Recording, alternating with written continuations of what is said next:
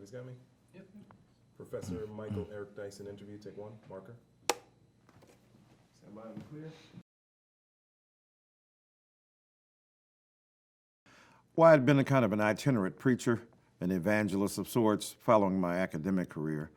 I grew up in Detroit, left in '79, went to Knoxville College, a historically black college, then left a couple years after that working in factories, pastoring churches along the way, to Knoxville College, from Knoxville College to Carson Newman College, which is a Southern Baptist, predominantly white school. Did my undergraduate there, pastored 2-3 churches along the way, and then went to Princeton in '85 to get a PhD in religion. And from there, went to teach for a year at Hartford Seminary, and then in 1989, went to Chicago, Illinois. And Chicago was a bustling city, city of broad shoulders in that Sandbergian sense. It was an amazingly vital city, but also one that had tremendous racial possibility and problems.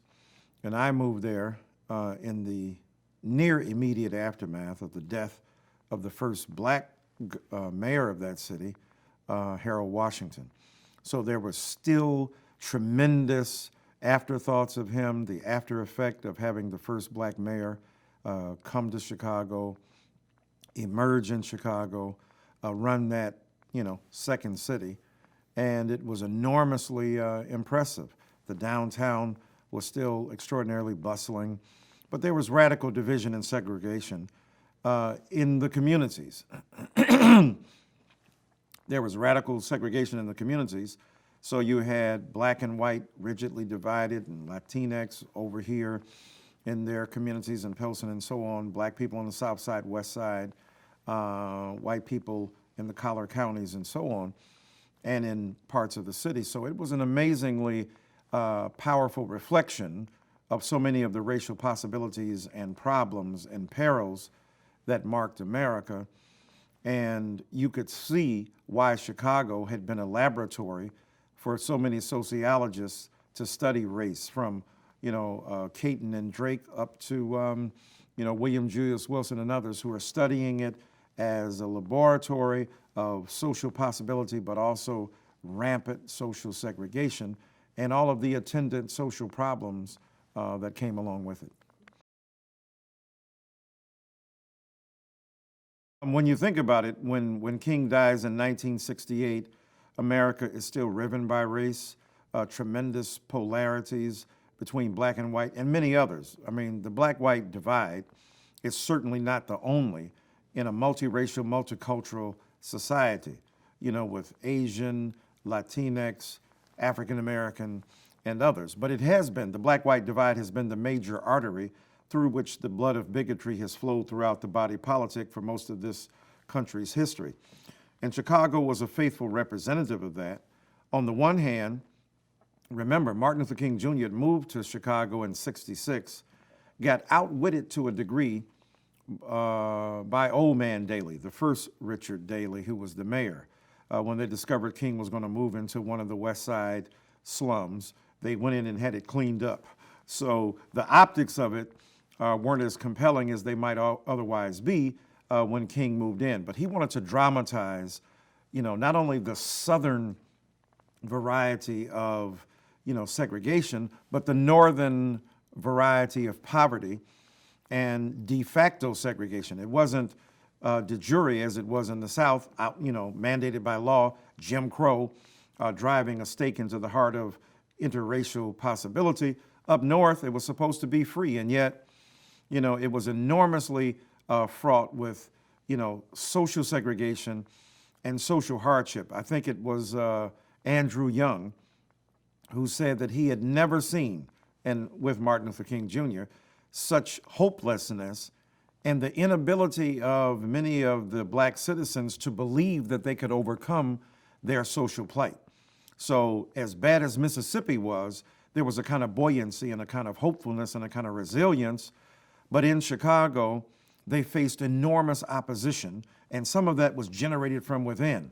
It's like tying an elephant to a pole as a child with a chain, making that elephant believe he or she could not move, and then later on you could keep it with a thread.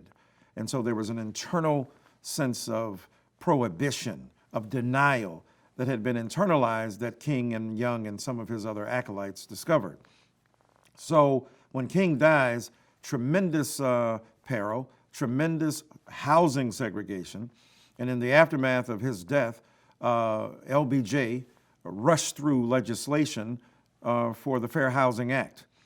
And Chicago was an exemplar of the radical, rabid segregation of the races and how black people would continue to face economic barriers to upward mobility.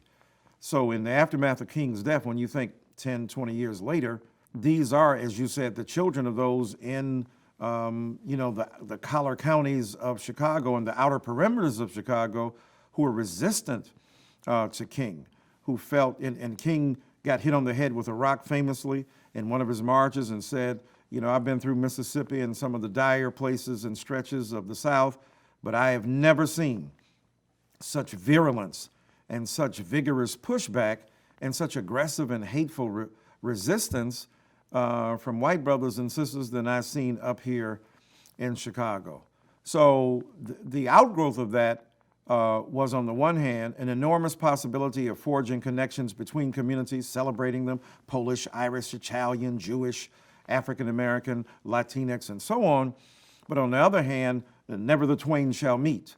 And Chicago in the 80s was a representation of that. You got the rise of a rigid, reactionary, right wing that has racist possibilities, in one sense, as precursors to what we saw with the working class and the middle classes that rebelled in the 2016 election with Donald Trump. That stuff didn't grow out of anywhere. It was being nurtured, and it was being, preserved on a vine of resentment, of ethnic retrenchment among white folk, and then the resistance to the inclusion of black people on the other hand. And Chicago's rampant segregation and its neighborhoods only reinforced that. So even by the mid 80s in Chicago, you've got enormous and teeming, multiracial coalitions, lakefront liberals trying to join with progressives within the city, and those in the outer counties trying to make a difference for people, but there was still the sense that you couldn't quite overcome some of the barriers. And Chicago was the site of Ebony and Jet in terms of the Johnson Publishing Company, the other George Johnson and Afro Sheen's hair care product, Regal Theater. So you saw the proliferation of black businesses teeming within a segregated world, and an ethos of can-do and self-help matched up against ethnic white neighborhoods that were deeply entrenched and resistive to black people and other ethnics. So that kind of reality manifested itself in the mid-'80s in Chicago. I'm just a few years old. I'm born in '58. Obama's in the early '60s.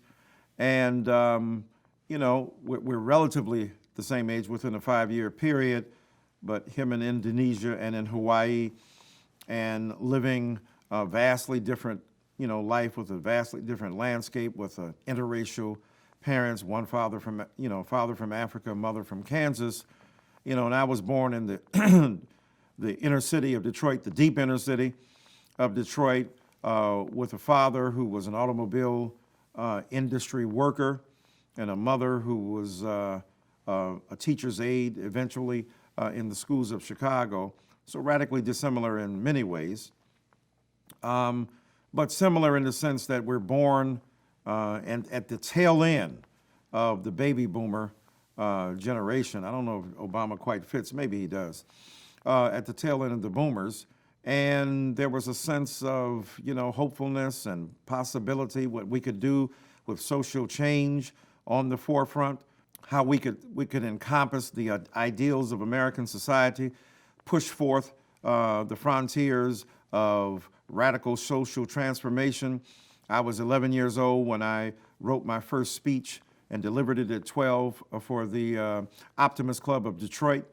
And the title assigned to us was "This I Believe." And so I was talking about Martin Luther King Jr., the transformation of America, and what we could do to look toward a more hopeful future. And I think the last line of that speech I delivered at 12 was, I hope that one day we will be able to transform our oasis of belief into a quality of success. So it was everywhere around us. And Obama, in an interracial relationship, the product of an interracial relationship, certainly had that kind of hopefulness, but of course some enormous pushback, trying to figure out where you fit in, if you're not black, if you're not white, and what the mixture would mean. Although we know in America the one-drop rule has often prevailed, so that any color represented the fact that one was altogether black, even though his experience mostly living with his white grandparents and his white mother, and then living with his stepfather, and then seeing a broader society. He had a melange of ethnicities and races that opened his eyes to the possibility of what could happen if we all came together. I was in a rabidly segregated Detroit. I went to all of the schooling I had until I had a chance to go out at 16 years old, to an elite suburban preparatory school. Was all black. My teachers were black, the students were black. The principal of the elementary school was white. And so we got a sense of, this is what black identity is about. And we took a black universe as the norm. This is what it is. Black excellence, black teachers, black striving, black hurt, black pain, all of that was together. And so it gave me a sense of grounding in a worldview that took a black universe as the norm. When I met Obama and got a chance to interact with him, we went to the same church in Chicago, Trinity United Church of Christ, for a while, with an exciting and extraordinarily gifted minister, Reverend Jeremiah Wright. He's often, mistreated and misunderstood. He grew up out of a black theology tradition, was working on a PhD in history of religions under the great Charles Long, a renowned scholar at the University of Chicago, speaks about 7 or 8 languages. So he was an enormously gifted preacher of consequential impact on his community, who became a full-time pastor, dropped out of the University of Chicago and used his skills to better the society around him. And it's a shame that, his enormous complexity and tremendous giftedness got reduced to an asterisk to his most famous member's career. But anyway, we had a chance to interact and engage with each other and got a sense that we believed many things in common, although we had a radically dissimilar background to some degree. But that generational connection afforded us an opportunity where we were deeply and profoundly influenced by Martin Luther King Jr. We weren't part of that generation, but we were part of the generation that benefited from his enormous sacrifices and the opportunity to somehow become who we were, growing out of that struggle and growing out of the sacrifices made by that generation. If the greatest generation for the dominant culture was World War II, the greatest generation for many African American people was that generation of civil rights and social justice stalwarts who made the March on Washington possible, who made the Black freedom struggle possible in the 1950s and 60s and early 70s in this country.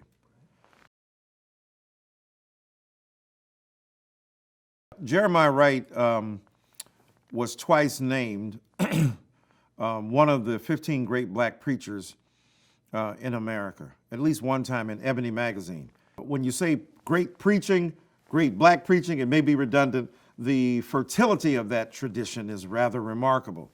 And Jeremiah Wright was one of the great expositors within African American homiletical tradition. That is, homilies are sermons delivered by ministers in pulpits. And Jeremiah Wright was enormously gifted. He had a fluid sense of history. He was deeply entrenched in an African American experience, an Afrocentric perspective the world was grounded in, not Europe, but Africa, and not in terms of white dominant cultural positions, theologies, and philosophies, but African American moral, ethical, and philosophical reflections. So the wisdom traditions of black people, the struggles in secular culture, the music of that society, he was quite conversant with all of that. And he brought that to bear in the pulpit. Tremendous voice, tremendous insight. He was a musician. He could play the piano and organ. He had a sense of the musicality and tonalities of speech, quite a range in terms of his physical articulation, and also a man deeply rooted in the politics and culture of African American society, and brought those to bear in criticizing racial injustice and social inequity in the society around him. So he wanted to translate James Cone, Gayrod Wilmore, and other philosophers and theologians and ethicists, William R. Jones and the like, translate black theology broadly into black preaching. Because there was a divorce and divide between the highfalutin theology that was being generated in African American culture, even that theology that might have appeared to be arcane or esoteric or rigorous or systemic in a way that wasn't accessible to everyday people. He translated all of that tremendous theology into serviceable theories and homilies that gave black people inspiration and a sense of how to proceed in terms of fighting for social justice. So that was his mien, that was his shtick, so to speak, that was his métier, that was his forte. And he was able to do so and won a wide audience. As I said, Ebony Magazine named him one of the 15 great black preachers in America, and I think he came in, if they ranked it, kind of number 2 after the great Gardner Taylor. So he was highly regarded, a rhetorically sophisticated man, and to be in his pulpit was remarkable. I preached there, but also to be a member of the church and to be able to absorb on a weekly basis that kind of steady diet of high intelligence, profound Afrocentricity, theological sophistication, and the desire to transform the lives of everyday people by using their songs, their witticisms, their wisdom, their everyday experiences as grist for his theological and sermonic mill. There is no doubt that Jeremiah Wright helped to establish the religious authenticity of his parishioner, Barack Obama. Because remember, Obama doesn't grow out of a black religious tradition. You know, there might be some great Baptist churches in Hawaii, but, you know, not many African-American religious acolytes congregate there in mass. So when he came to Chicago, he got a real dose of that black tradition of preaching and singing and the kind of ecstatic orality and the kind of combustive and vehemently visceral engagement with the truth. The body invested, the lungs invested, the soul invested, the emotions stimulated. He got a sense of that when he came to Chicago. And Obama was quite practical about the choice of a church, right? Which is the one that gives me the greatest entree into these communities as a community organizer, and also as a black man interested in kind of reconnecting with some of his black roots and then stimulating them in many ways. And, you know, Trinity United Church of Christ was an ideal bed for such activities and a tremendous womb with an incredibly, you know, elastic, you know, heart and soul that gave him and afforded him the opportunity to engage. Great choir, great preaching, upwardly mobile black communities that are still committed to struggling and working class black people. It was an ideal place. And it gave him an authentic dose of that experience and inculcated him and included him in a very serious way that allowed him to feel it as an organic part of his growth and evolution and development, and not just utilitarian, not just to use it for particular purposes of politics or to do a better job at organizing, but it gave him a sense of identity and, you know, a kind of at-homeness with a black experience that in one way had been foreign to him because he hadn't been raised in and reared in that kind of rich tapestry of black identity that you find in the black church. When you think about the early 90s, when Obama is emerging as a figure within Chicago, going to Harvard Law School after discovering that being a community organizer wasn't going to fulfill the ultimate trajectory and arc of his own moral and social vision, and then reemerging on the ground there to do serious work. The national scene was quite intriguing because the debate, or at least one of them that was being had within, progressive circles in terms of race, was whether Martin Luther King Jr.'s birthday might be celebrated as a national holiday. And there was a tremendous push, Stevie Wonder writing a song, John Conyers introducing legislation and others, and pushing for the recognition of Martin Luther King Jr.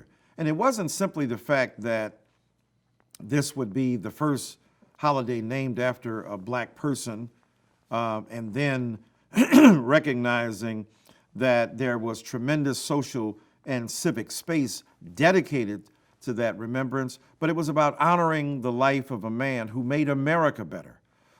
His death certainly transformed America. It was in defense of poor black people that he died in Memphis, Tennessee, but he really died for the possibility that American democratic principles, small d, could be realized in American society, that the things and ideas that America pushed for, claimed that it was committed to, the ostensible goals and aspirations that governed its history, that really fed its politics, would become true. And Martin Luther King Jr. was a linchpin in the realization of these ideals. And so black people were determined to recognize his worth and his mettle, and to recognize his commitment to America. After all, when he lived, he was called the most dangerous Negro leader in America by the second in command in the FBI. He was seen as a person who would thwart democracy, not realize it, as a person who was a roadblock to the best ideas of this nation, not its sure vehicle.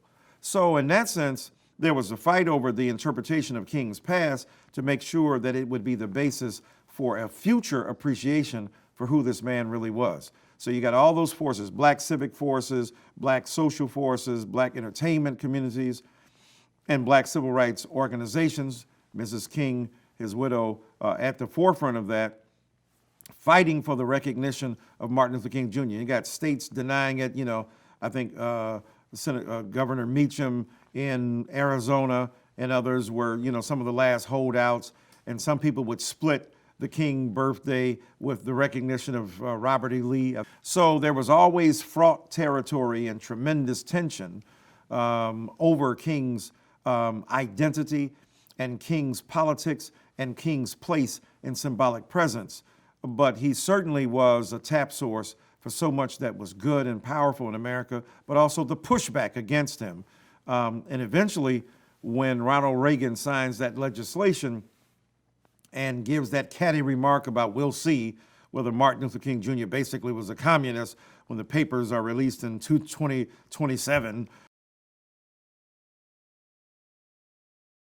the kind of, sense of uppity,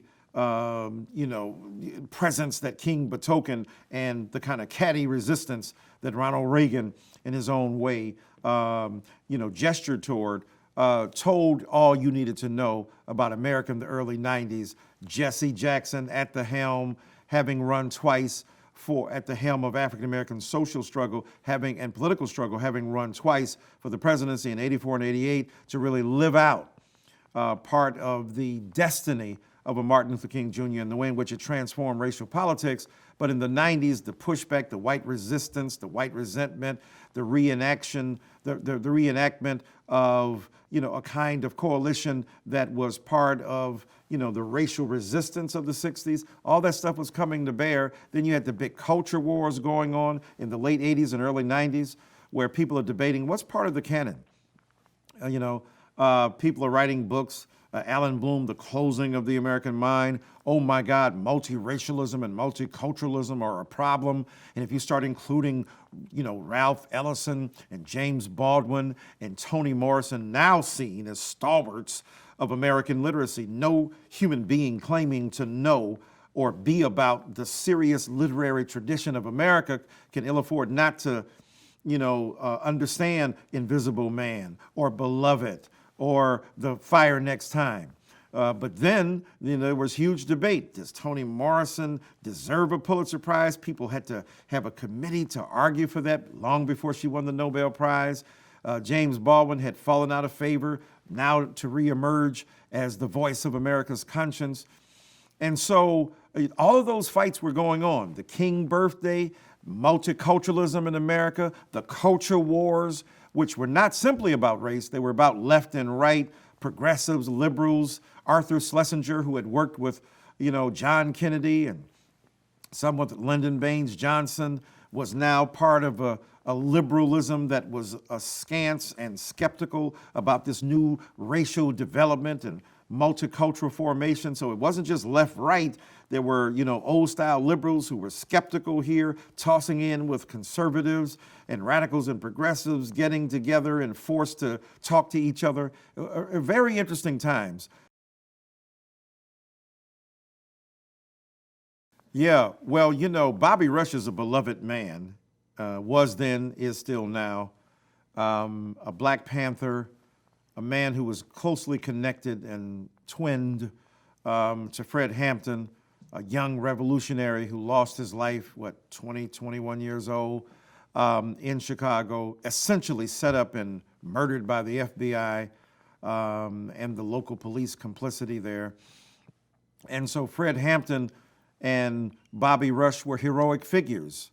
And I think it was Bobby Rush who called Jesse Jackson to make sure he could turn himself in to protect himself against the kind of vicious reactionary racist forces that were coming together within and beyond the FBI and other police forces. And so Bobby Rush was beloved, had won his seat, and when Obama came to town and then had the unabashed temerity to challenge Bobby Rush, who are you? A lot of Black people, this Ivy League person, he's not real. Who's your mama? Who's your daddy? What's your background? What's your weird way of talking? What is that weird name you've got? You're going to come in and challenge our beloved Black Panther, Bobby Rush.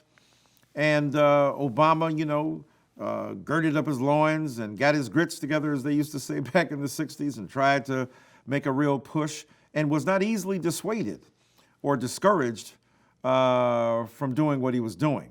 But it was a resounding defeat, similar to the kinds of tensions when Cory Booker ran against Sharp James in Newark, and who was this Ivy League young guy, and then don't miss the light versus dark tensions there with Cory versus Sharp James. Shades of difference come with shades of color within Black America. Colorism, the lighter, brighter you are, the more you're seen to be closely connected to unconsciously to white society and therefore more legitimate. And the darker you are, society is more skeptical about you, the more kinkier your hair is and the like.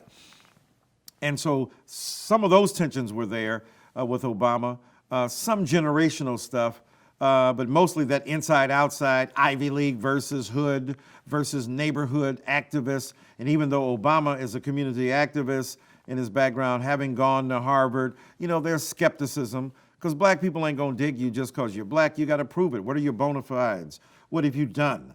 What have you committed to? What kind of sacrifice have you been willing to make? Are you just another comer and a climber using our community to further and boost your own political aspirations? So all that stuff was out there, but to his credit, Obama put it out there, and with his resounding thumping at the polls, didn't give up. Was he dissuaded? Sure. Was his tail between his legs? For certain. But he regrouped and figured out a way to make a comeback. But it was a resounding defeat, and a lesser person might have taken that as the ultimate referendum on his career, but not Barack Obama. Yes, I think it was for a local expo for a radio station, and I was the keynote speaker, and they came to me and said, hey, can you let this guy, Obama, he's running for for the Senate. I said, oh, yes, of course, I support this young man like he's my son, and he's like 3-4 years older, younger than me. And I'd seen Obama at church, of course, interacted with him from time to time. And, you know, it was a very small crowd compared to his later crowds, right? But it was a big crowd in terms of the local organization of black folk who were gathered together at this expo thinking about economic and social justice and entrepreneurial activities and possibilities. So it was a nice big audience for that Barack Obama. Later on, it might have been minuscule to his thousands. But there were a good number of people there. You know, I gave the rousements, as they say, and I gave him a rousing introduction. This is going to be the next United States Senator in America, a remarkable young man, a powerful figure who embodies our liberation tradition, and now he has the possibility of going on to statewide office and representing us in the nation's capital to do a great job and so on. And, you know, introduced him there. And of course, he was very grateful and very gracious. You know, he's always been that kind of hail fellow well met. It's like Jimmy Stewart in Black Skinned, you know, not bumbling, but sort of, you know, in the sense of intelligence bumbling, though, you know, kind of watching his words and always being conscious. When people, you know, tell me about, well, he's always and conscious, because he's been conscious from day one. He's black in a white world, whiter than other blacks in a black world in terms of pedigree.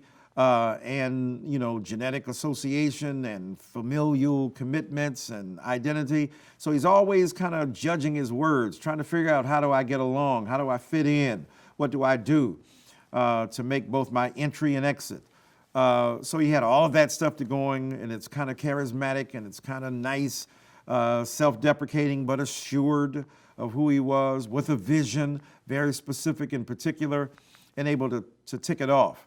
And, you know, he's a tremendous speaker, but I tell people, Obama within American politics was an A+. I mean, given the history and the litany of speakers we've had, you know, the great ones, John F. Kennedy or, you know, Bill Clinton. And, you know, I said that this guy is going to go far. I think, you know, there was a convergence of some, you know, very unique situations and circumstances that with the downfall of the senator who was there in Chicago, and with his rise, and then, you know, later on they figured out to get some outsider to run against him. I felt he had a pretty good chance to do well, but it was the instant charisma of his vision and his possibility of narrating what that was, and his ability to communicate that to an audience. And he had learned his lesson from the Bobby Rush defeat. He had learned his lesson in terms of approach and understanding and humility, and how to get along with people and how to convince them to come along with him. And I think those things showed that day as well. That was pretty remarkable. I was there at the convention, and it was riveting, electrifying. You know, it was comparable to King standing at the Sunlit Summit of Expectation in 1963 on the March on Washington, where he identifies a golden thread of the American dream and weaves it into a tapestry of American democratic possibility. Now, I'm not saying that the 2004 speech measured up to the I Have a Dream speech in terms of rhetorical eloquence, though it was eloquent, or the devices oratorically that were deployed. King is a master orator of the 20th century. But it did have an electrifying effect in that same way, and kind of coming out of nowhere. You know, for those who had not known King, except for the bus boycott, and some of the stuff he did in Birmingham and before in '61 in Alabama, you know, his real coming out to the nation was in '63 with that speech, when the globe was able to consume what he was saying. John F. Kennedy had been suspicious and skeptical of King and didn't want the march to go on. And then when the leaders of the march met with Kennedy afterward, I have a dream too. So, you know, he won him over through that rhetoric.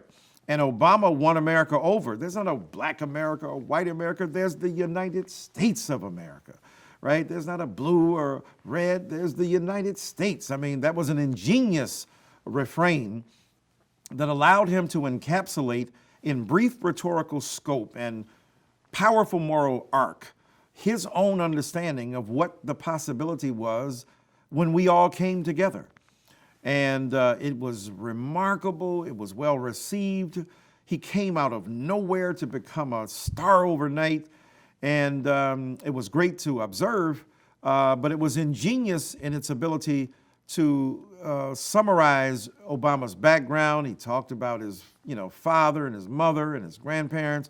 He spoke about his own backdrop, the backdrop of his own development, his own appreciation for the various cultures that nurtured him. It was clear to see to anybody else that he was a black man, but he was a different kind of black man. And this was the announcement that this is not, though they are enormously important, Jesse Jackson, Reverend Al Sharpton, stalwarts of the civil rights movement, but those who were perceived to be, necessarily so, as people who could channel black anger to express black grievance, to realize black progress. With Barack Obama, there's a different moment here. Barack Obama's not a black leader, he's a leader who's black, right? Jesse Jackson is an African-American leader. Al Sharpton is an African-American leader. Barack Obama is an American leader who happens to be black. Not happens and incidental because of his lack of awareness of who he is as a black man. No, it's his position. As an American politician, his goal is to represent the best interests of the entire nation from a particular position and standpoint as a black man, but broadening out not only what that blackness might mean, but how it might also encompass and include all of America. So there was a tremendous difference that was evident that day in that speech, that here's a black guy, an American leader who happens to be black, who can use the resonance of that tradition to really ally it with our own goals and aspirations in America. And that was a tremendous coming out party for Barack Obama. When you think about the traditions of black people running for president, you think about the great Shirley Chisholm, of course, who pioneered the path, a resilient, forceful, unbossed black woman who was determined to use her Caribbean background and her black commitments and her feminist ethic to really express a desire to be president of the United States of America and to really bring a kind of zesty and informed understanding of what it meant to be a citizen of the United States to bear in her presidential run. So she was a pioneer, cleared the ground, and there were others, of course, Carol Moseley Braun, who ran afterward, the Reverend Al Sharpton, but the greatest predecessor that Barack Obama had was Jesse Jackson. Jesse runs in 1984 as a result of people run, Jesse run. I can still remember being a student at Knoxville College when Jesse came there on Easter Sunday morning and preached about an extended crucifixion, right? And, tall, good looking, in his 40s, an amazingly, charismatic man with the full panoply of rhetorical gifts that are the province of black preachers, along with the kind of political savvy of our best politicians, Adam Clayton Powell, earlier, William Gray later, Maxine Waters later than that, but he brought to bear the charisma of the pulpit and of the political circle.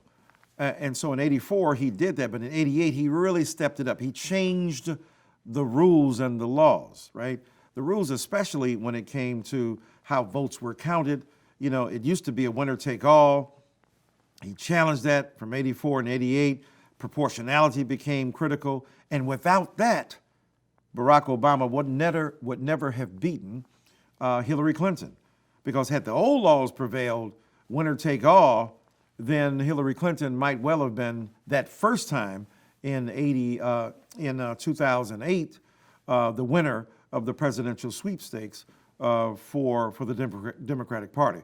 So all of those figures, though, Shirley Chisholm, Jesse Jackson, Al Sharpton, Carol Moseley Braun, were part and parcel of a kind of revolutionary black social tradition that politically expressed itself, rooted in these black ideals, these black norms, these black practices, primarily shaped by those commitments. Barack Obama had that, had a sheen of it, a patina of it, but more than that, the substantive engagement with that tradition. But he really resonated in a more transcendent way, in a way that was informed by a broader sweep of the American possibility, because his own life was the product of that. He couldn't have the kind of anger, the grief, the hurt, the episodic resentments that dotted the landscape of black American politics for the most part, because that wasn't his experience. He didn't feel in a native fashion, in a naked, raw, visceral reaction to the barriers that were imposed upon him. He didn't have that kind of existential angst as a result of being denied things and outright treated in a racist fashion, in a consistent way, in a community that was grieving because of its lack of opportunity. He didn't have that. That wasn't his backdrop. His backdrop was Hawaii, Indonesia, multiracialism, overcoming, trying to figure out how to keep black and white separated. I mean, the black and white, which had been separated, brought together, how to keep them both happy, how to speak to their innate interests. So his own instinct was nurtured on the vine of an appreciation for how America could come together. That's fundamentally different than the grief and the anger and the resentment and the hurt and the pain that were transformative in that black political tradition that was represented by Jesse Jackson and the others. Barack Obama was a new thing, a tertium quid, maybe a third thing. He combined the politics of black grievance with the politics of American possibility into the politics of American hopefulness, and hope as the predicate for transformation. Now, the irony is Jesse Jackson is the one who said, keep hope alive. Obama kept hope alive, but he joined the hope of Jesse Jackson to the hope of Hope, Arkansas of Bill Clinton. So he gave an interracial pedigree to hopefulness and used it in a way that was especially uplifting. So he was different. He didn't remind America of the black grief and hurt of the pain of the past. Jesse Jackson, Al Sharpton, and others would appeal to that tradition and talk about that pain, but they couldn't help it even if they didn't speak about it. America was reminded of it in their bodies, in their very visages, in the way in which they expressed themselves. Obama didn't have that baggage, didn't have that burden, didn't have that message. And so he overcame the resentment and hostility of white people, or the skepticism quietly articulated in a way that was quite remarkable. Think about it. The Bradley effect is so called because Tom Bradley, who was the great mayor of Los Angeles, a black man, ran for statewide office as governor. And a lot of black people, oh yeah, we're gonna vote for him. Oh yeah, he's gonna be great. We're gonna, yes. And got to the polls, and Bradley lost, and lost convincingly. And people were like, what happened? Well, white people are loath to say that they're gonna vote against the black man when indeed they have reservations. With Obama, you know, the early fears about the policy of the Bradley effect and the effect of it kind of died down because he was a different kind of black politician. He was a politician who happened to be black. He was an American politician who spoke to the interests of working class white people, of middle class white people, the aspirations they had. He spoke in their language, a black style wedded to white political possibility and hopefulness. And that combination gave Barack Obama a tremendous leg up.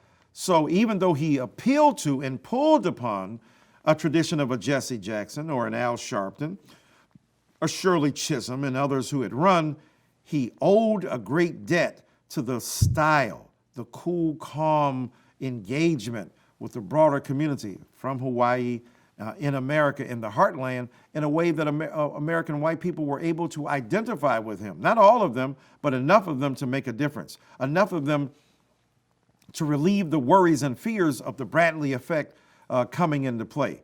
So his difference was He spoke with a black authority, with a black style to a dominant American culture that felt in his body and in his language an identification that could overcome some of the historic barriers that a Jesse Jackson or an Al Sharpton could never overcome. First of all, black people didn't support Obama en masse until he won Iowa, because black people are practical. You know, we don't want any symbolic politics. We love Jesse Jackson. In '88, he really, got 7, 8, 9 million votes, so that was tremendous. That's more than substantive, symbolic. That was substantive, but we need more of that. We're no longer interested in symbolic politics run as a reaction to white supremacy, run as, a candidate who will protest. No, we want real people who are able to really win. And with Obama, after he won in Iowa, black people were like, what's that? What is his name? Barack Obama? What's his name? Yeah, yeah, he's good. He's like really good. And so he earned it, right? The old fashioned way, shoe leather, meeting people, winning at the polls, and black people like, this man could really win. Now he looks like a genius. Before he was a candle in the wind, with a long shot run for the presidency. I mean, after all, Hillary Clinton was darn near knighted at the beginning as the heir apparent and the person who would most likely take the nomination. And it was her turn. She had waited as a woman in this country. Her turn, because patriarchy and the vicious politics of toxic masculinity had prevented the flourishing of women. So people felt this is her turn. This is the time to recognize. But Obama swooped right in and figured out, no, it's kind of my time. This is my destiny. This is what the fates have delivered. And so black people were skeptical. If he runs and he wins, somebody's going to kill him. His wife had to address that. He could die, he's a black man in America. He could die walking across the street, or God forbid, die at the hands of police. So she helped to allay some of that fear. Black people were very skeptical. Any black man or woman, but especially man, given the patriarchy that continues to dominate, any man that rises, boy, it's going to be tough. And white folk are going to be pissed, and you're going to be vulnerable, and it might not work out. So you had those fears on the one hand, and then is he going to sell us out? Is he really going to be on our side? What's he going to do? There was, concern. Is he going to represent us? Is he going to take our issues seriously? What does he know about us? We don't really know him. We like him. He's really smart. He's good looking. He got a beautiful wife. She's really sharp. We trust her. I mean, a lot of the goodwill that black people had for Obama early on was won by, Michelle Obama. She was really the secret weapon. Southside Chicago, sure enough can't be missed black woman. Pedigree equal to his, undergraduate Princeton, law school at Harvard. He was undergraduate at Columbia, law school Harvard. So those were some Ivy League elites who joined together and joined forces, but she was keep it real from the hood, black authenticity in her genes, in her bones, in her pedigree. And so she gave him, along with his association with Trinity United Church of Christ, a real keyed blackness, a real entree into authentic blackness. But black people were skeptical, and black leaders, were kind of resentful because he kind of did an end run around black leadership. Most black people who rise in black communities have to come through and kiss the ring of the black political dignitaries and potentates. Obama leapfrogged over them. One of the great things about not being beholden to them is that he didn't have to ask them for certain kinds of permission. Now, he was smart enough to go to Selma and to identify with Selma, where the great crossing of the bridge gave black people the right to vote symbolically. And he understood his alliance with John Lewis, who was on Hillary's side because he knew the Clintons, but then converted him. That was a big moment. It became uncomfortable for black people to explain as political leaders why they weren't with Obama. So it's not that they swayed the people to support Obama. Obama's love among the people swayed the leaders to come along. So Obama had a technical advantage. You're here because the people have forced you to be here, because they see in me a reflection of their goals and aspirations. Now, he wasn't cheeky or nasty, but he was He was conscious of the fact that he didn't have to do it to die. He didn't have to bow down. He didn't have to genuflect before the altar of those, kiss the rings of those potentates, even though he understood he needed their support in each city especially. So he understood, he started focusing on black leadership at the local level, at the statewide level. He didn't have to go to the national authorities and figures, though he wanted them on his side. He understood that it was the people on the ground and the people who would be in those local neighborhoods. So it created some resentment and some resistance and some skepticism. And there had been a tension between him and Jesse Jackson. You know, Jesse Jackson with the cut his nuts off, you know, that's locker room talk. That's not literal desire, although people played it to the hilt.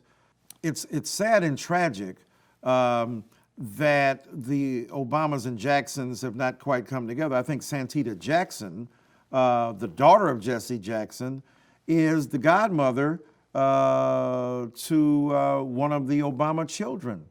And so obviously there was a close connection and a close tie between those families, and Jesse Jackson mentored to a degree the young Barack Obama. Barack Obama came to him and came to his home and of course sought to bow down before the throne. You don't come to Chicago as a black person politically and not engage with Jesse Jackson. So there was that kind of recognition of due respect.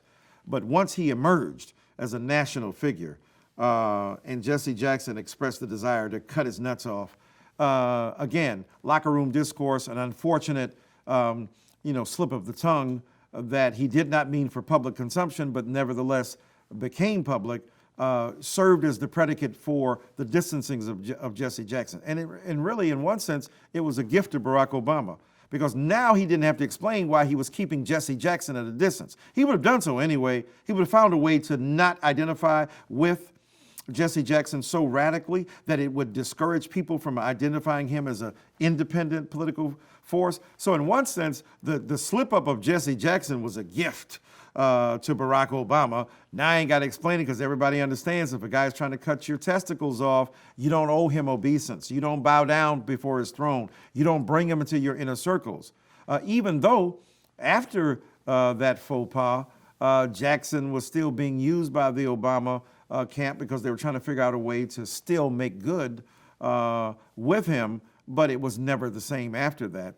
And it was symbolic of what happened with Barack Obama and many black leaders. Let's remember, when Barack Obama got into office, he didn't meet with the Congressional Black Caucus for nearly 2 years, maybe a little bit more than that. So there was always an interesting arm's length relationship between Barack Obama and black political figures in this country.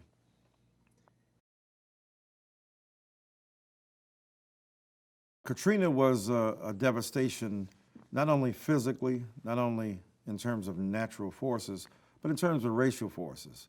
It revealed both that we were incapable and inadequate in response to the social distress that would be occasioned by natural disaster, but the racial fallout. I think it was President George Bush said that the storm was indifferent to race. It may have been indifferent to race, but it wasn't indifferent to the positions of black and brown people and native peoples and Vietnamese people versus white people. People who could afford to live higher and better were not as vulnerable to those who were more in the storm's path. So where you lived in the storm's path was determined by pre-existing economic conditions. So even there was a racial hurricane that attended the natural disaster of Katrina.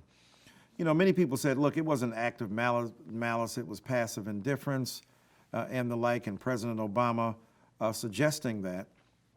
And to a degree, we can understand that. He was then a senator. And I think Obama's, reluctance to really indict George Bush and others for the kind of racial indifference to African-American people. The famous, maybe infamous line of Kanye West, George Bush doesn't care for black people. That was the sentiment of many African-American people. When you see people stranded on their rooftops, dying in polluted waters, or looking for food and called looters, where white people were searching for sustenance and survival. Obama's racial politics were clear even there. The reluctance to call a spade, so to speak, the reluctance to indict a government for its racial failures, and the disinclination to tag somebody racist or to hold them accountable under the umbrella of race because that might not be the most productive fashion. So I think that Obama's hopefulness and optimism, as well as his ability to focus on a kernel of a problem in a way to be helpful that avoided race, was revealed in his response there. We were at Oprah's magnificent home in Santa Barbara. That's worth a documentary itself. But there were, the hoi polloi and the black elites there, the actor Hill Harper, Tyler Perry, Eric Holder, who would soon, in that administration, become the first black attorney general, and Dr. Sharon Malone, his wife. There were all kind of folk there. Stevie Wonder singing. But we were at the after party, the little dinner after the great fundraiser, and Chris Rock and I and Obama are, huddled up in a corner and talking. And it was pretty remarkable and amazing. And, Chris Rock tells Obama, my daddy used to tell me, you can't, when you're fighting white people, making the analogy of a boxing, you can't beat them. That is, you can't outpoint them. Like at the end of the day, 12 rounds, Obama 67 and McCain 65 on points. He said, you can't beat them, but you got to knock them the hell out. And he told the story that he has since repeated of the great fight between Larry Holmes and Jerry Cooney, the great white hope, the boxer. And he says, Larry Holmes is just whooping him, pummeling him, just beating him to death, blood flowing everywhere. A kind of biblical catastrophe visited upon Mr. Cooney. And he says he finally TKO'd him, that is Mr. Holmes, Mr. Cooney, and of course won the fight. But when they went to the cards, he said before the TKO, before the knockout, Jerry Cooney was ahead. He said, that shows you can't simply outpoint them because it won't be fair. And he was telling Obama basically is that many things that are otherwise fair to a black candidate or a black person in America would suggest that they could win, they could overcome, they could do it a way that didn't have to be dramatic or demonstrable in rather exaggerated terms. But he said, nope, when it comes to black folk in America, but especially politics, you can't outpoint them, you gotta knock them out. And I remember Obama flashed that mega kilowatt smile in acknowledgement of the wisdom of Chris Rock. And I'm always reminded of this because I'll see Obama quote, or I saw Obama quote Chris Rock when he was president. And he would quote a part of Chris Rock that was critical of black people. Chris Rock said, black people always want to be celebrated for some stuff they should do. Like, I take care of my kids. He says, you expletive, you should take care of your kids. Nobody gonna give you any, kudos for that. So Obama will quote that, but he won't quote the Chris Rock that told that story about having to whip white people. And he won't tell the story of Chris Rock saying that, that when he say, well, who's more racist? Well, black people. Why? Because, they've been more mistreated. The hate, the hurt, and the pain. And even if you disagree with the language of ascribing racism to black people, the point that Chris Rock is trying to make is that the grief and hurt and pain that black people have endured render them a certain kind of way. And Obama kind of misses out on all of that Chris Rock wisdom. But it did remind me that we huddled up in that corner, and Chris Rock gave him a lesson that I don't think Obama forgot. Yeah, it's hard to overstate the significance and importance of Barack Obama's victory in 2008. My mother, sharecroppers, a cotton picker's daughter, basically, in Alabama. My mother's now 81, 82 years old.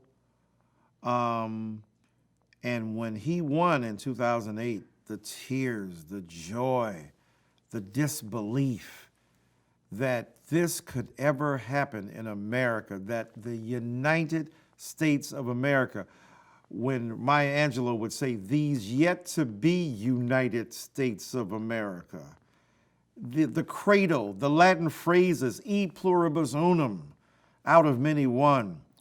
We hold these truths to be self-evident that all men are created equal. There was a barrage of images and a combustion of enormous joy that finally, after the blood and the hate and the hardship and the sacrifice and the enormous suffering, that out of that, this fine young black man and his fine young wife and their 2 children would be the occupants of the greatest public housing in the world. That the Oval Office would now be darkened, literally and symbolically, by an African American family. It provoked speechlessness. It provoked great disbelief, but joy, overwhelming emotions that couldn't be articulated. I remember I was sitting in the offices of the news outfit that I was commenting on for that morning, and in the green room before we went back on again, I was there with Peggy Noonan, and she was commenting as well. And then they all saw my tears, my disbelief. Here I am supposing to be a commentator, even though I'm not a journalist, but are you supposed to be a bit dispassionate? No, can't fake it on this day. This is real. This is what it's about. This is what many white people have been able to take for granted, because 44 occasions you have been able to acclaim, maybe to your boredom, to your ennui, that, yeah, another president, okay. But this is the first for us, right? And so that signal moment is so indelibly etched into the collective consciousness of black people that it spoke to the demons and desires of black people, to the hopes and frustrations and fears all at once, and the crying that Jesse Jackson manifests in that Grant Park. And I was there as well. I was there when it was announced on a different television. That's when Obama was inaugurated, that I sat there with tears in my eyes and couldn't believe it with Peggy Noonan. But when the event was announced, I was working for yet another media outlet, and it was inexpressibly great. And to see Jesse Jackson in the stands crying, and people thought, oh, those are crocodile tears. You said you wanted to cut his nuts off. They missed the point. That was Jesse Jackson's, by the way, legitimate disagreement with Barack Obama over using the rhetoric of black respectability to try to discipline and talk down to black people, especially his Father's Day speech where he said any fool can have a baby, you've got to be a man to raise one, speaking to black people in a way he would never speak to white people. So Jesse Jackson is responding from his gut. Yes, the language is unforgivably tart and corrosive and corrupting of a certain kind of moral crudeness, but it was motivated by a deep and profound love for black America. So when he's sitting there crying, he's thinking about Martin Luther King Jr. dying in his sight in 1968. Could we ever believe when King died in 68, 30 years later, that we would have a black president of the United States of America? Virtually inconceivable. And that's why the tears are streaming from his eyes and from my mother's eyes and from millions of black people around this country. And it changed the nation as well.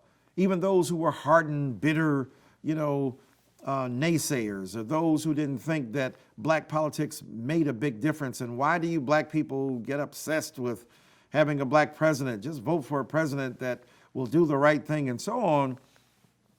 Some of them even got a chance to see, or even conservative brothers and sisters, to see the outpouring the enormous hopefulness, because it didn't just help black people, it brought together the nation.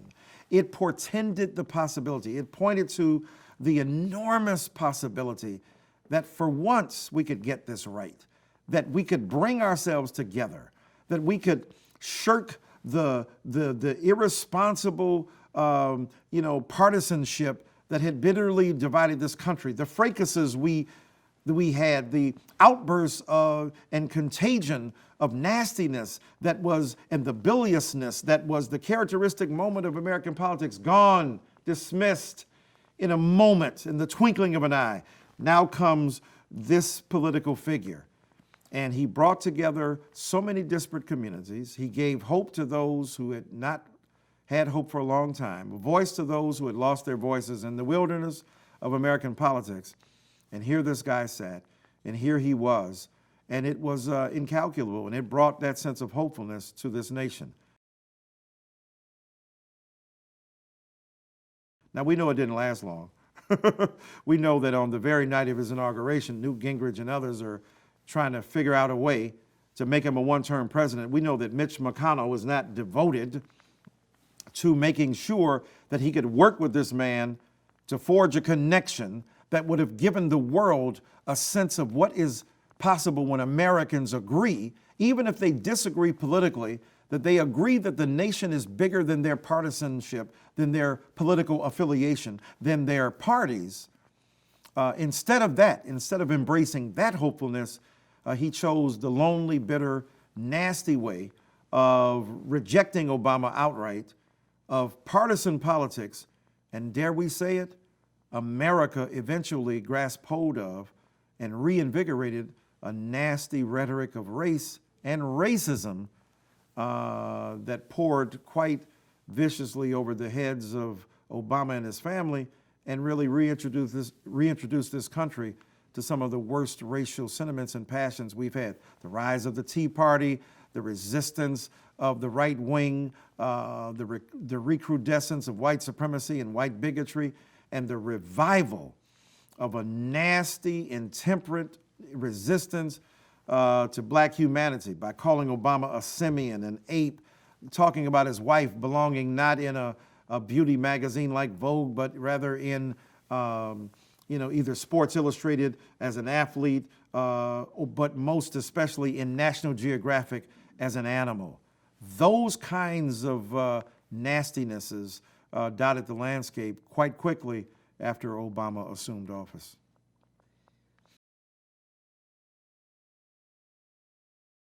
I think Obama's racial reluctance was rather tragic. It would be like having Michael Jordan in office, but he can't talk basketball.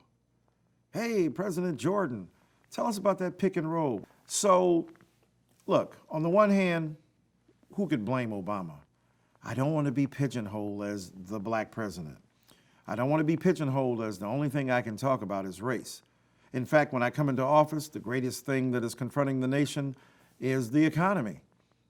Do I allow the banks to fail? I've spoken to many people since, look how he capitulated to the, liberal junta that was in effect, the neoliberal concern for political and economic institutions at the risk of and at the expense of ordinary people. He didn't bail out, homeowners, he bailed out the banks. Stop.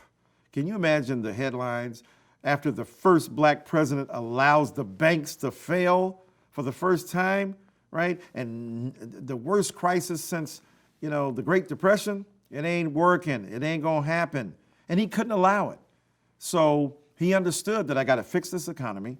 I've got to bail out the automobile industry. The TARP money has to be distributed, even though the more diverse states didn't receive as much money as some of the less diverse states. But the point is, he bailed out the economy, he bailed out automobile industry, he put this nation on a good footing, he refused to allow these banks to fail, and we can have tremendous criticisms of the banks, but we have criticisms of the banks because they're there, because he saved them.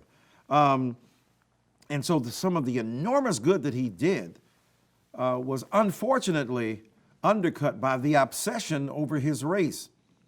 And yet, Equally dispiriting was his reluctance to even weigh in. Why is that? Why was he reluctant? Well, he didn't want to be pigeonholed.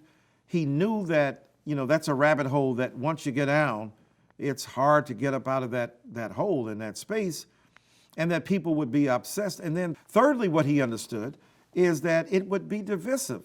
Poll numbers went down. He wasn't as liked as he was when he didn't talk about race. So even from a practical viewpoint, it was understandable why Obama didn't speak about race. But you're the president, and you got to be a leader. And you spoke about leadership, and you castigated George W. Bush, W, for his failed leadership, for his lack of courage and vision, for his lack of smarts. And so if you're going to draw a sharp contrast between W and yourself, you got to step up to the plate. And unfortunately, Obama just didn't do that. His reluctance was also fueled by the fact that the perception that a black man would be involved in racial discussion would taint the argument for many white people who, regardless of what he said, saw a blackface and therefore were opposed to him. And I'm an old Baptist preacher, and there's a story in the Bible that says when you kick out the demons, if you don't put something in their place, 7 worse demons will come along to occupy it. And the argument could be Obama's reluctance to speak about race left a great gulf. And others would speak about race. Local communities would speak about it. The police people would speak about it.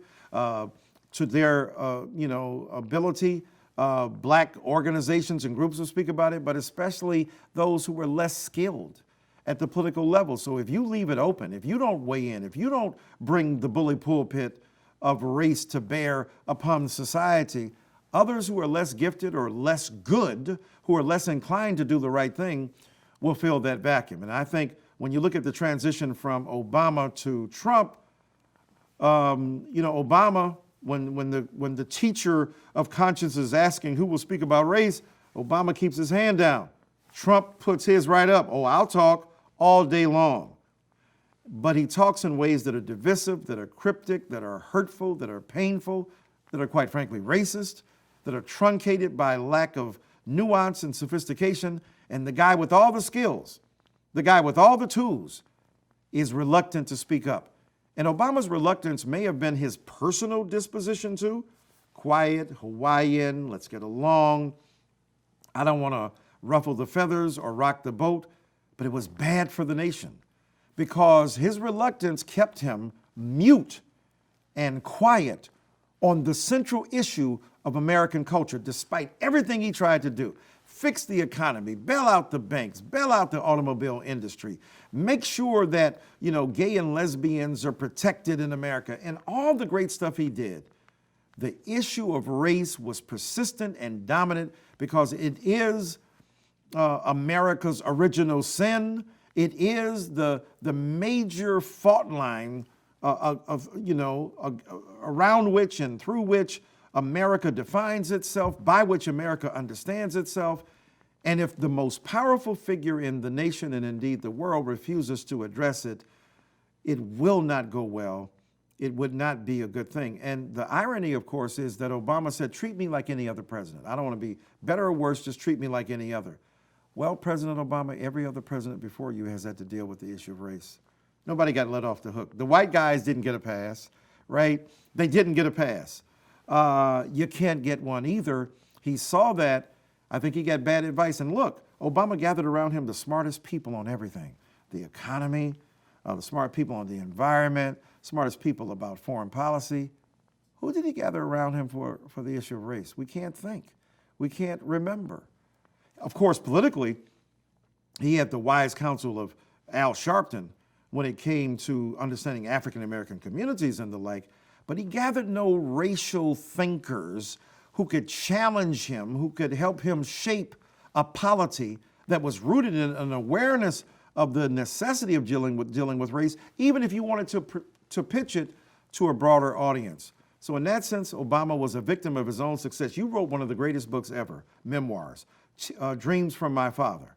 So you were qualified to speak about this issue. We see the nuance, the sophistication, the understanding, the racial tension, the dynamism, even his first race speech, though not as great as the memoir at least suggested that here's a guy who gets it. But what he gave into were false equivalencies.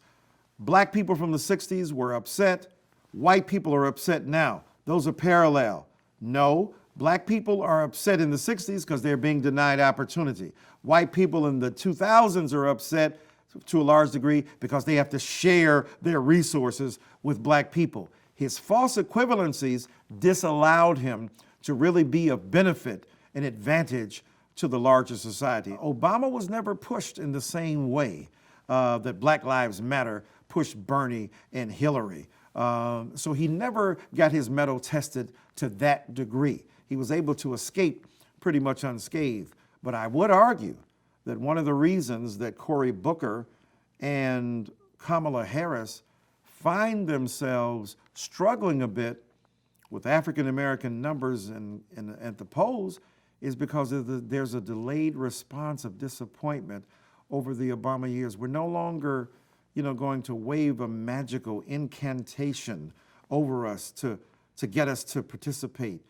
Not that I'm saying Obama and Cory Booker and Kamala Harris don't have differences. Obama's a political genius, one of the greatest we've seen in the nation in the last 50 years. And Harris and Cory Booker are tremendous politicians. So there are differences, but I think the delayed reaction of disappointment, of the bitter recognition, even though we hold Obama in high regard, we still are disappointed about what he wasn't able to do. And I think that shows up both in the lower poll numbers among African Americans for Harris and Booker, and also because in one sense, Obama set up, not directly responsible for, but set up a kind of Trumpian dispensation where he would viciously speak about race, directly speak about race, but in a fashion that is so divisive. Had Obama seized the reins more definitively, even with the limitations he confronted, I think there might have been a different outcome. The fact is that Obama's reticence really restricted him in his own mind from playing a bigger role and a more vigorous role in trying to bring comity and balance racially to this nation. So I think that when you look at him as a president overall, I think one of the top 10 presidents we've had. When you look at him as a president in regard to race, it's a very mixed bag. I think of Obama, and I love Shaquille O'Neal, and I don't want him to be insulted here, but he's like the Shaquille O'Neal of presidents when it comes to race. Shaquille O'Neal was dominant. Kobe Bryant says had he been in a different kind of shape, he would have been the greatest player of all time. But he still was one of the most dominant players ever. And he could do everything except shoot foul shots, right? He wasn't a great free throw shooter. And they did hack a Shaq. They beat him up at the end of the game. Why? Because you could put Shaq on the line. He couldn't make the free throw. Obama is like Shaquille O'Neal when it comes to race. Great president, bailing out banks, doing things, but when it came to race, he's messing up. He's not really shooting his free throws correctly. He's not concentrating on them. He didn't do a great deal of good. Even at the end, when he was taking a well-deserved run around the track, a victory lap for his bailing out the automobile industry, when he went to Detroit, 70 miles up the road was Flint, Michigan. A disproportionate number of those people in Flint who were impacted by the poisonous waters that were flowing through the pipes were African American. A perfect example. It wasn't explicitly black, but it was primarily black, and he might have addressed that quite reticent.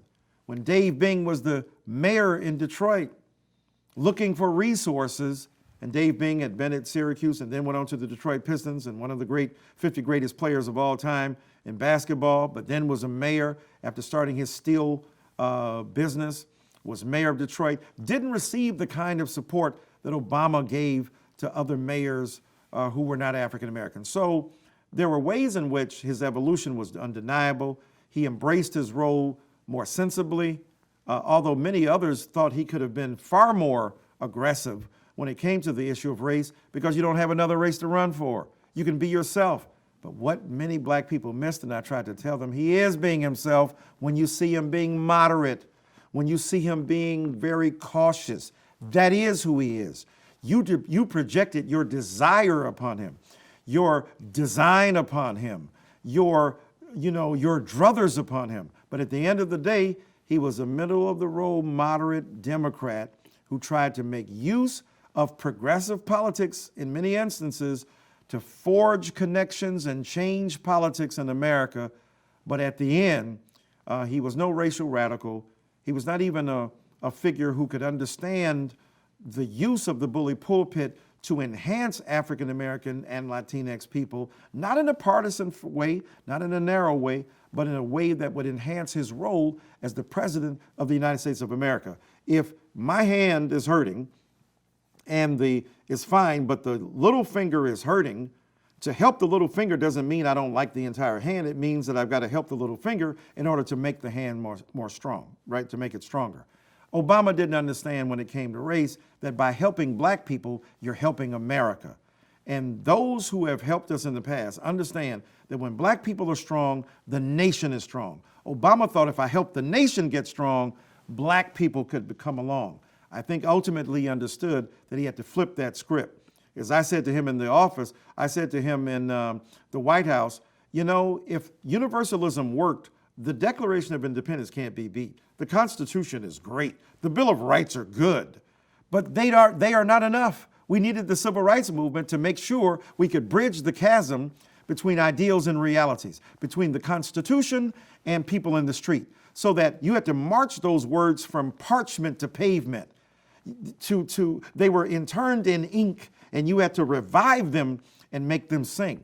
So I said, if the universal was good, if everything that's in place in America was great, you wouldn't need any special movements. We need a movement to make sure that that occurs. I think he caught on a bit late in his own, administration and his own 8 years to the detriment of those citizens who looked up to him. Terrific.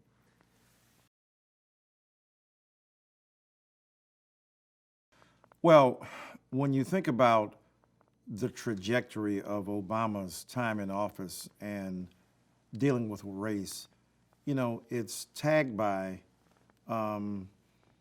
various crises that grasp hold of the nation's conscience and seizes its consciousness willy-nilly against anyone's will. Trayvon Martin, the Skip Gates fiasco before,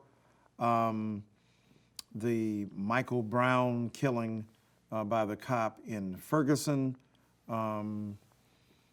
Missouri, and then, of course, the death of the 9 souls, black folk, at church, in Bible studying and prayer meeting, one night in Charleston, South Carolina.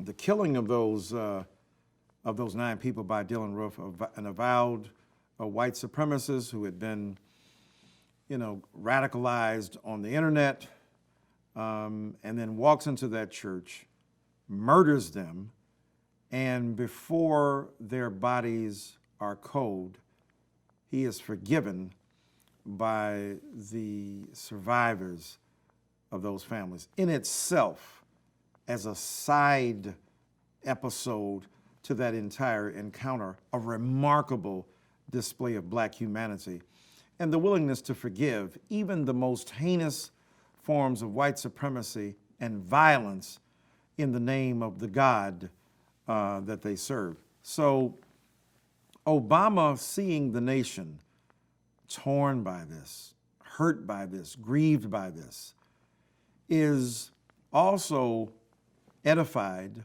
by the forgiving response of the black people who are the surviving family members. The nation is taken aback by the immediacy of the gesture of forgiveness. It sets into motion several things.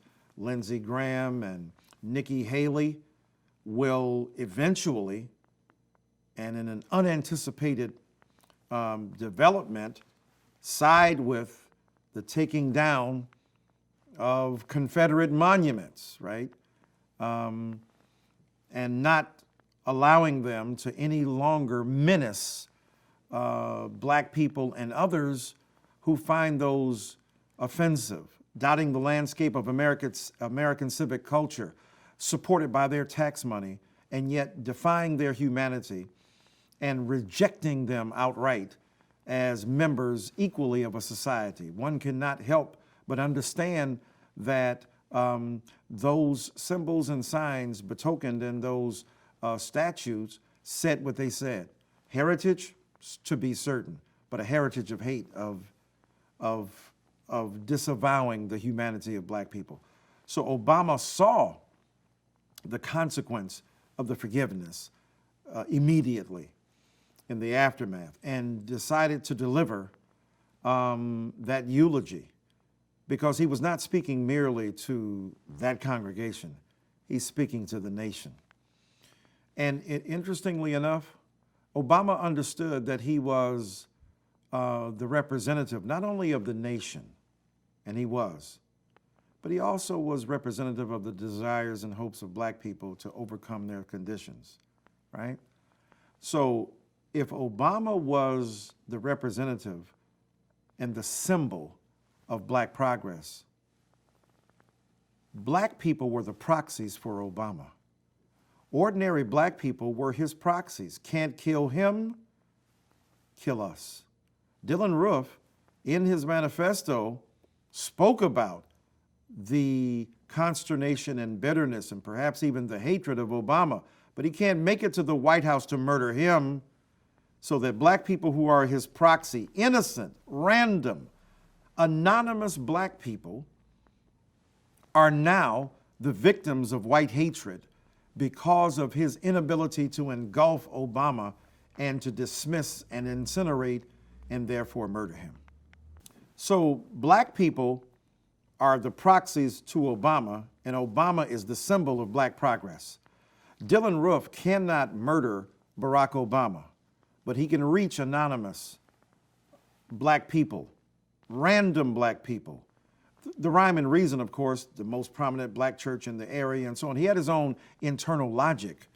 But in the ultimate scheme of things, these are random human beings on a given night who are the victims of a plot of white supremacy from a young man who is a domestic terrorist radicalized online by fits and starts and episodic interventions of vastly ignorant and yet lethally inclined white supremacist groups. And they've taught him how to hate and reinforced his belief that it's this black man, this president, who has represented the onslaught against white people, that black people go around killing white people. All of the exaggerations, distortions, and lies that white supremacists are given to helped create in this young man's mind, a toxic brew. And so South Carolina becomes his victim. Those 9 souls become victims of his own domestic terrorism. And Obama sees that and seizes that as a moment. This is the kind of perfect storm, if you will. Black forgiveness, white outrage, the astonished, breath-holding, pearl-clutching moment where, and breast-beating occasion where all of these communities can come together and be outraged at the same time. Obama steps up to the plate, decides to give the eulogy for those people because he is now not only the representative of black people, not only the nation's father, as any president is who happens to be male, but he's also the nation's pastor. And so he walks into that arena with the full weight and authority of the United States on his plate, and yet he is the nation's pastor. He is speaking out of the rhetoric of blackness. If he has ever needed the rhetorical ploys of the black church, he needs them now. If he's ever needed the moral and ethical imperatives that are generated out of a context of obedience to God, he needs them now. And if ever the civic religion of democracy needs to be sustained by the particular beliefs of individual believers, it's now. And so all that comes together, and Obama stands there and delivers a remarkable eulogy rooted in America, rooted in the nation, rooted in the soul of the nation, rooted in the religious empathy that is generated when we understand the other, rooted in a consciousness of God as the ultimate judge of human community, and the rejection of bigotry and bias as the basis of our democracy. No clearer statement can be made. All of the reluctance has melted away. All of the hem-hawing and the fits and starts, the gives and takes, all dismissed. And now a clear vision of redemption, because the ultimate price has been paid by undesirable forces, right, that have killed 9 souls, and they have become martyrs. And now the president must heal the wounds of the nation. This is a Lincolnian moment for Obama. You know, this is not the Gettysburg Address in brevity, but it is an address of one man to a nation, of one political figure to his constituents, of a president to his citizens, of a pastor to his congregation. And Obama struck every note correctly, every moment, every rhetorical gesture, every outreach, every acknowledgement of the good that can be done, calling upon those who had been victims and what they had said to this nation by giving us an example of their sacrifice. And on that night, on that day, Obama summoned the courage, the hope, the beauty of his own racial rhetoric, and all of the misgivings that he had once nurtured close to his breast had given away to his ability to beautifully express the empathy, the love, the support, and the incredible gratitude of this nation for these people's deaths. And when he sang at the end, Amazing Grace, it was a tear-jerk moment and a rallying cry by spontaneously giving voice to the song of an American slaver who had given up his past and sought the grace of God. And what better song to evoke at that moment than a nation in search of some kind of redemption past this moment? Would there be bitterness and recrimination? No, because the very people who died, their families didn't do so. That opens up a way for Obama to be able to resonate with that politics of forgiveness without being looked upon as somehow dismissing the agony, the hurt, the pain, the trauma that these people had endured. He struck the right note, he sung the right song, he gave the right sermon, he delivered the right eulogy, and he delivered the nation at a time of crisis into a politics of hope and ultimately into a politics of redemption.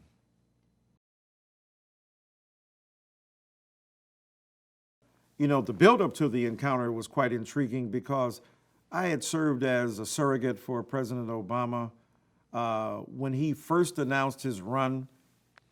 The day he announced, I was on a plane about to take off, and I called him on his cell phone. And I said, you know, not Jack Kennedy, but Black Kennedy. You know, I said, you're Black Kennedy, you're looking presidential, you got that black overcoat. I said, what a day. And remarked to him about my profound gratitude for his running and what it would mean to this nation. And I said, from now on, I'm not calling you Barack or Senator, I'm calling you President Obama. You know, they say in the Bible, speak of things as though they are. And so, you know, I embraced him. I was a surrogate for him. I fought some battles for him during the primaries and talking to various Black constituencies, especially those who had been quite obstreperous in their resistance to him. So I did work and fought battles. But I was very clear that once he would be successful and enter the White House, that would shift my role and responsibility.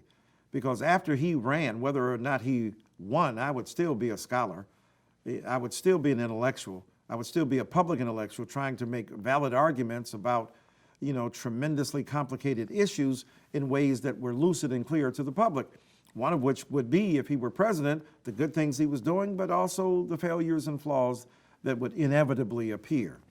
And so this is in the early flush of, his success, and he's in the White House, and I've got to kind of, to cajole them to get an interview because my book is going to be about Obama and race. And they didn't want to talk about race. When I talked to Valerie Jarrett, a tremendous aide of Obama, but resisted. The folk around him necessarily didn't want to speak about race. He wanted to speak about anything but. I had to go through several channels, which was odd in my mind as a surrogate and as a friend and as a person who had known him since '92. That was odd to me. I felt like, the horse in Robert Frost's poem, my little horse must think it queer to stop without a farmhouse near, between the woods and frozen lake, the darkest evening of the year. I felt him on that. I was like, I got you. But I persisted, and at first I was offered, 5 to 7 minutes. I was like, let's talk when you really come to your senses. That's ridiculous. Was eventually granted 15 minutes, but took about 25 or so, maybe even half an hour of the president's time in the Oval Office. But that was revealing to me. A friend, an advocate, an ally, but the fact that they strictly wanted to control that message and not speak about race was revealing to me. And when I was in the Oval Office and pressing the president and asking him questions in the presence of Valerie Jarrett, it was revealing to me that this was going to be a long road to hoe, and it was going to be a tough way to go because he couldn't be as open and honest about issues of race as he could be before. I understood that to a degree, but at the same time, the resistance they put forward to even speak about race indicated that it would be a quite rocky road for those who advocated for issues that needed to be heard. But I was invited back for a meeting of leading black figures, about 10 of us in a room, and the well-known broadcaster and DJ, Tom Joyner, radio host, legendary figure, kind of, had an interaction with me. Well, Michael, you're writing a book on Obama this is nearly by 2012, and it's, you hold a great deal of influence, and it's going to be a critical book at a point, and he's saying this, Obama is sitting not 2-3 feet from me across the table. And I'm saying, this is an odd time for you to bring that up. Are you Nostradamus? Because I haven't even written the book. Do you know what it's going to be? I'm thinking. But I interact with Obama, and I said, yes, I appreciate the president. I love the president. I support the president. But we disagree in terms of our approaches to race. He thinks a rising tide will lift all boats. I happen to think that's not the case. And I said in Obama's presence there that, I said, when you go to the doctor or to the emergency ward, you don't get medicine. It depends on what your malady is. If you have a hangnail, you get aspirin. If you have diabetes, you get insulin. And if you've got cancer, you get chemotherapy. I said, public policies like the medicines that I make an analogy to are best, are most successful when they are tailored to the ill they attempt to relieve. And that was my argument then and remains so now. The president initially resisted that, and then later in his term, he listened to folk like myself or William Julius Wilson who said, you got to talk about poverty specifically, because William Julius Wilson changed his mind. He used to think it was neutral, be race neutral, address all people, and let black people fit in because they will inevitably be helped by policies that help the greater number of people. But Wilson said, no, you got to address this specifically, which is what I was arguing even before he had said so publicly and Obama had embraced that. So there was consternation, there was back and forth, there was resentment. Then later on, when I criticized Obama on television, gently in the aftermath of Mike Brown and Ferguson and the general criticism was, you can speak about race, you can use the bully pulpit in ways no others can. Let's have you weigh in a redemptive fashion. Immediately after the Mike Brown situation, the president said some black people do commit crimes, and if so, they should go to jail. That was insensitive to me. It was tone deaf. Let's wait until, here's a young man killed by a police person. This is a repeating pattern that seems to be destructive to black America. So I thought he needed a bit more, tone sensitivity to what was going on. So my interactions with Obama directly about these issues grew. And as there was a greater chasm between us because of, I think, his failure to address these issues in ways that could be instructive, given his own not only knowledge, but the responsibility of the White House to address these issues. And black people used to defend him all the time. Oh my God, what do you want from him? He can't be a Black Panther. He can't stand up every day and talk about race and kumbaya and rafiki wakuumba and so on. We don't want him to speak Swahili. We don't want the commercial. We just want the product. He doesn't have to give us the commercial. You don't have to stand up and announce it. Be sophisticated, be subtle. But policies need to be crafted and constructed that would address black unemployment, which was sky high for a time under Obama. Had that been a white president, black leaders would have been marching, as Emanuel Cleaver said, around the White House to protest him. But he caught a break because he was black. So he had it both ways. On the one hand, he caught a break from black people because they felt he's the president. We don't want to jump on him the way we would a white president. But on the other hand, he didn't do much specifically tailored to black people to address their ills. My Brother's Keeper was a tremendous program, but it's a social service program he could have done after he got out of office. How could he use the presidency, executive orders, or the bully pulpit to argue on behalf of policies that would have a direct and immediate impact upon black America was the issue. The way he did for gay, lesbian, bisexual, transgender folk, the way he did for the environment, but the way he did not do and was reluctant to behave in regard to race. To a degree, Obama was right. After the Skip Gates fiasco, where Professor Henry Louis Gates in Cambridge, returning home from China on a trip, had to jimmy his door because the door was jammed. His black driver got out to help him force his way in. An innocent passerby saw it, called the police. They arrived, discovered that, okay, no big deal here. It's actually the guy who owns the home. But the conversation is tart and untempered on both sides, perhaps. This world-famous black intellectual up against the power of the state through Sergeant Crowley, the local police person there. And so Gates versus Crowley becomes black versus white. Gates is arrested. Obama's asked to weigh in on it. And he said the police acted stupidly. When you get to a house, that's good. When you try to figure out what's going on, that's good. But when you find out it's the guy's house, leave. You arrest him, you're acting stupidly. Now, Obama wasn't lying, but he couldn't tell the truth. What he discovered is you can be the most powerful black man in the world. You can be the most literally powerful man in the world, because whoever occupies that seat as president is the most powerful person in the world. Similar to whoever was the champion of, whoever was the heavyweight champion was seen as the baddest man on the globe, whether that was Sonny Liston or Muhammad Ali or George Foreman or Lennox Lewis or Mike Tyson. You're the baddest man on the planet because you're the heavyweight champion of the world. Whoever's the president is the most powerful. Whoever's the president is the most powerful person in the world. So Obama could be the most powerful person in the world on the one hand and limited and lethally restricted on the other. Certain things he couldn't say, certain things he couldn't be, certain places he couldn't go rhetorically, and race was one of them. But having said that, after the Gates fiasco, he learned a bad lesson. Don't talk about race, let's not weigh in. And so he was reluctant. That reluctance was reinforced by certain political problems in the culture. His advisors telling him, you really don't want to do that. But it left a gulf and a lacuna. And, nature abhors a vacuum, and he left a racial vacuum. You see an evolution in Obama from, being chastised vehemently by the law enforcement community when he said that the police acted stupidly.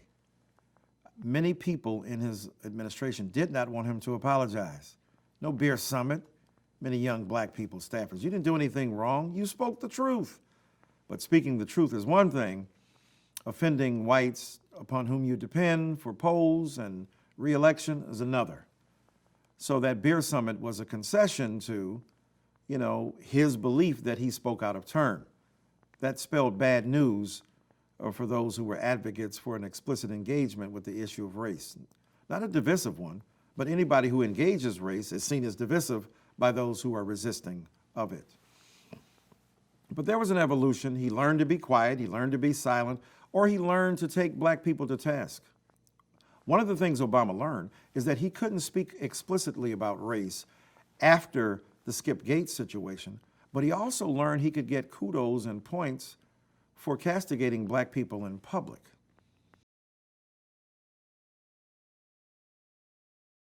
When he was running for the presidency, he had visited a Chicago church where he remonstrated morally against black fathers. It doesn't take, anything to be a black father in terms of producing a child. Any old fool, he said, could produce a child, but you got to take care of that child. That's what a father is. He would never use that language in a white church. I remember calling the headquarters and saying, come on now, he can't get away with that kind of stuff. You can't do this politics of respectability. And that was one of the few times, even as a surrogate, I spoke in direct contradiction to an Obama policy or recommendation. I wrote a piece for Time magazine where I talked about, studies done by Boston College professor Rebecca Coley, who said that non-resident black fathers spend more time with their children than non-residential fathers of any other ethnic group. So first of all, not only are you playing to stereotype, you're literally wrong scientifically and empirically. There's no empirical verification for the assertion that black men don't spend time with their kids who are not in their lives physically, directly, and immediately at home. So he was wrong there, but it played to the galleys. He wasn't speaking to black people, he was speaking to white America through black people. And he did that several times. I was there in the audience at the Congressional Black Caucus when he said, stop complaining, take off your bedroom slippers and put on your marching boots. You're saying that to people like John Lewis and Maxine Waters and John Conyers and, Charlie Rangel, who have, when you were knee-high to a tadpole, they were, fighting on the front lines. John Lewis was getting his skull cracked. So Obama was condescending at points. He also understood that if he could morally hold in check black people in public, white folk look at it and say, hey, he's willing to hold his own accountable. So he's a good guy. When he went to Morehouse College and he delivered a rather blistering commencement address to young black men, you would have thought he was speaking to a group of men who were in detention center who were graduating. Nobody's going to give you anything that you haven't earned. Sir, they're graduating from college. The only person who didn't earn a degree that day was Barack Obama, who got an honorary degree, right? Now, contrast what Obama did at Morehouse, if you think I'm being perhaps a bit unfair, to what Robert F. Smith did recently when he was the last commencement speaker at Morehouse in 2019, where he offered $40 million to retire the debt in advance of those who were graduating.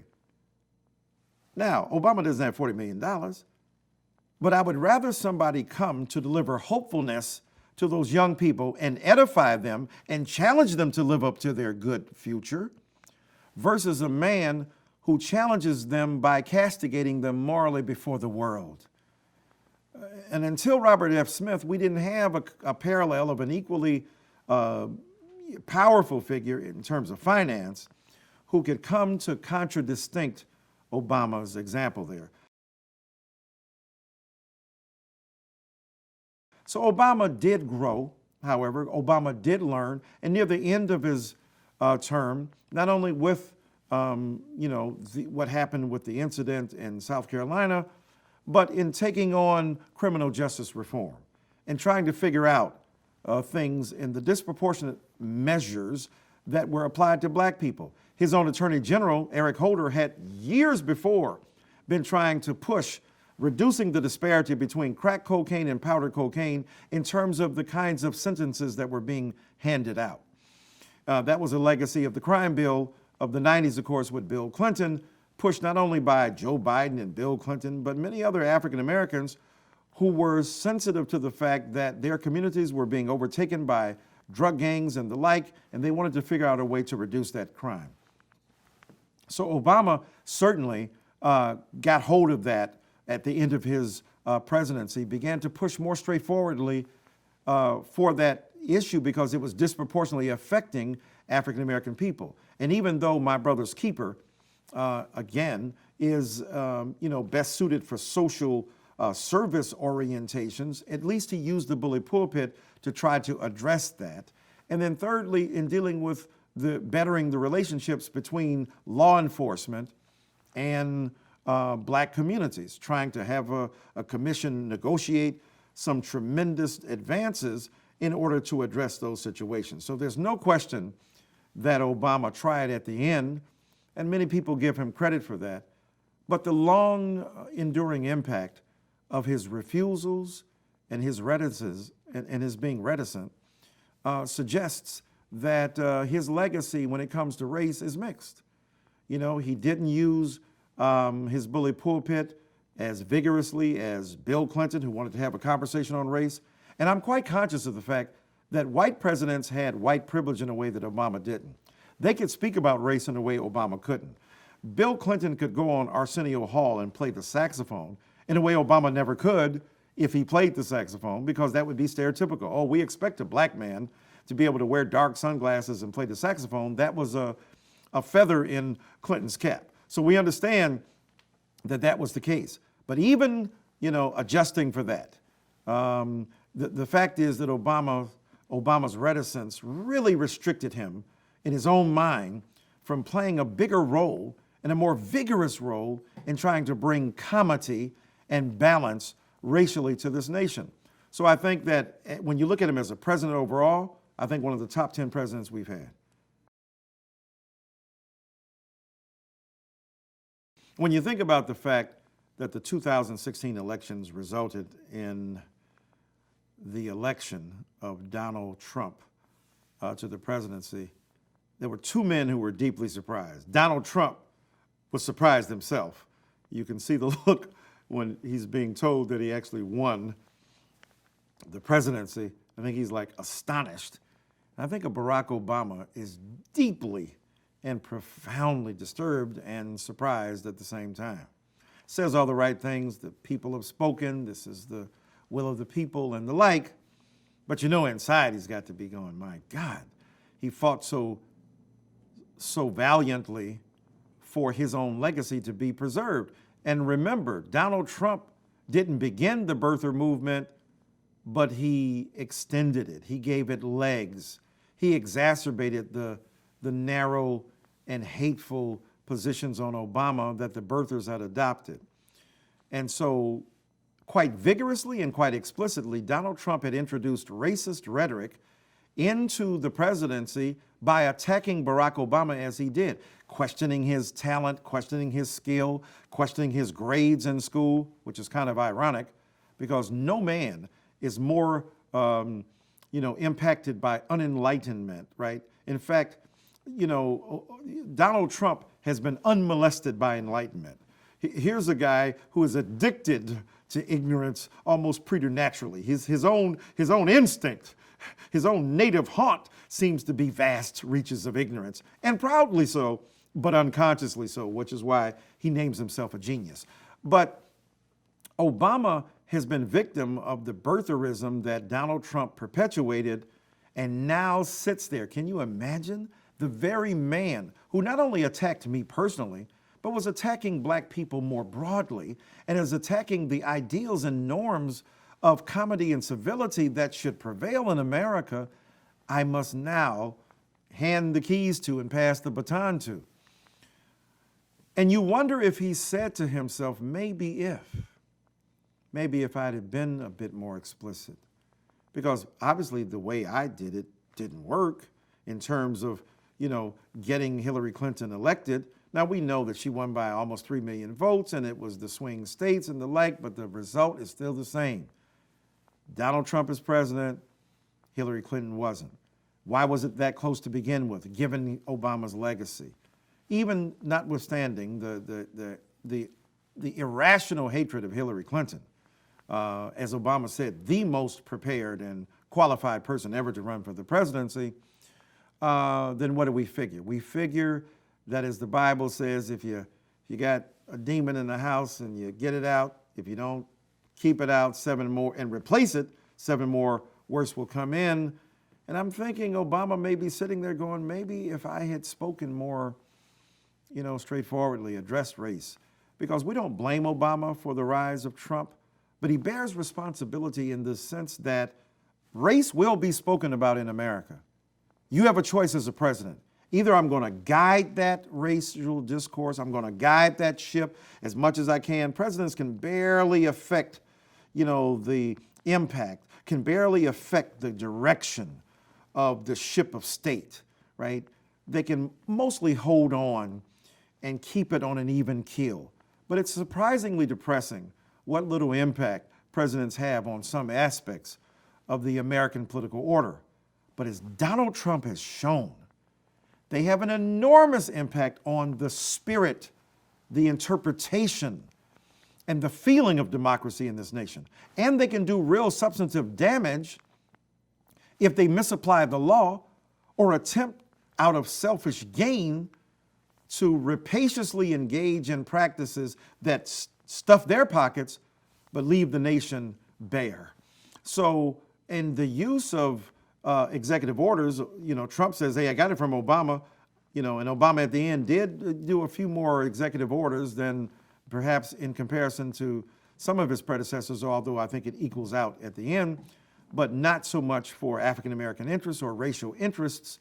Donald Trump has not been shy about saying, I'm going to use every ounce of influence I have to change the world. And whatever you say, however you stand, whatever you believe about Trump, and I am not a fan, what cannot be denied is that he understands this is a moment in time that can be used and leveraged in such a consequential and influential manner.